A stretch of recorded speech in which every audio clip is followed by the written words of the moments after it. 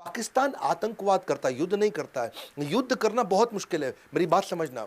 युद्ध जो है ना, उसमें पूरे देश को लगना पड़ता है। आतंकवाद क्या है? 10 लोग आए अजमल कसाब मुंबई में, 10 लोग आए, बहुत नुकसान करके चले गए। आतंकवाद एक सस्ता ऑल्टरनेट है, युद्ध बहुत महंगा पड़ता है। इसलिए युद्ध लड़ना तो आसान है, वो डिफेंस की मिनिस्ट्री लड़वा देगी, वो हमारे साथ फॉरेन मिनिस्टर, डिफेंस मिनिस्टर सब दिमाग लगा करके वो लड़ लेंगे। लेकिन इंटेलिजेंस के साथ में इंटरनल सिक्योरिटी के चीफ हमारे देश के, वो इस तरह 5-5, 10-10 लोगों के जो आतंकवादी हमले होते हैं उससे कैसे बचाएं, वहां इनका बहुत दिमाग लगता था। ये पाकिस्तान ने जो हमारा IC-814 हाईजैक कराया था, जो नेपाल से दिल्ली आ रहा था, काठमांडू से दिल्ली, ये भी क्या है? ये आतंकवाद है। ये वॉर नहीं है, पाकिस्तान युद्ध नहीं करता था, आतंकवाद करता था। उसको ले जाकर के पहले लाहौर ले गए, उसके बाद उसको ले गए कांधार अफगानिस्तान में लेकर के वहां से अपने कंट्रोल में ले लिया और यहां से फोन कर दिया कि मुझको $200 मिलियन दे दो और हमारे 35 आतंकवादी तुम्हारी जेल में जहां जहां है सबको रिहा कर दो।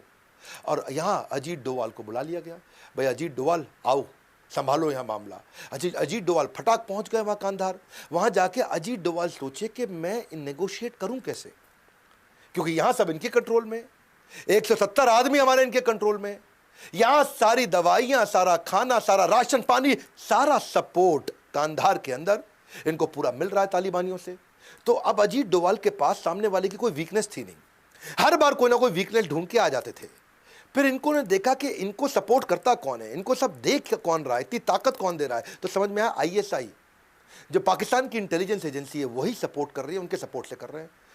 तो उन्होंने कहा कि मैं ऐसा करता हूं, इनकी इंटेलिजेंस एजेंसी को कंफ्यूज करता हूं। बात को समझना भैया, इन्होंने यहां से कुछ ऐसी एक्टिविटी शुरू कर दी जो ISI देख सके, जिससे ISI कंफ्यूज हो जाए।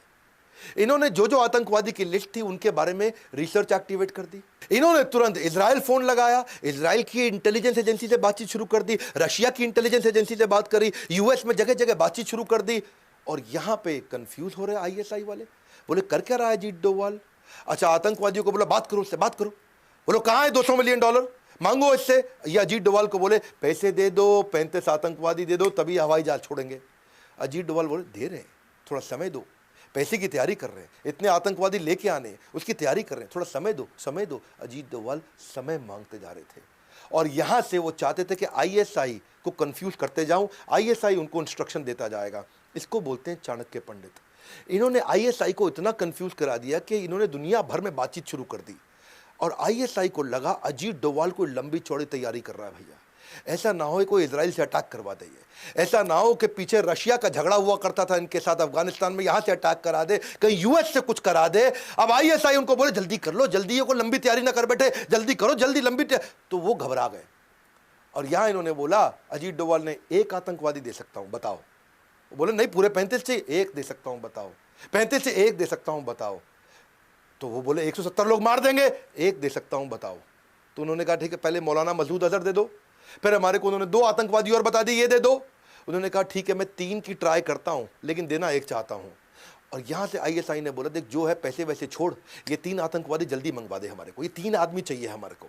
और बस वही हुआ, वो घबरा गए और फटाफट इन्होंने उनकी साइकोलॉजी से खेला, नेगोशिएट किया। 35 की जगह केवल 3 दिए, $200 मिलियन की जगह कुछ नहीं दिया, और सारे के सारे 170 के 170 लोगों को, खाली एक का देहांत हुआ था, बाकी सबको हवाई जहाज में लेकर चुपचाप वापस इंडिया आ गए। ये थे अजीत डोवाल। बोला एक से ज़्यादा नहीं देना चाहता था वो, तो यहाँ पे पूरे देश का प्रेशर हुआ पड़ा था। वाजपेयी साहब बोल रहे थे जो मांग रहे हैं दे दो, लेकिन जल्दी अपने लोगों को ले आओ, अपने लोगों को ले आओ। तो ये प्रेशर में चलते, अगर प्रेशर ना होता तो शायद एक से ही बचवा के ले आते।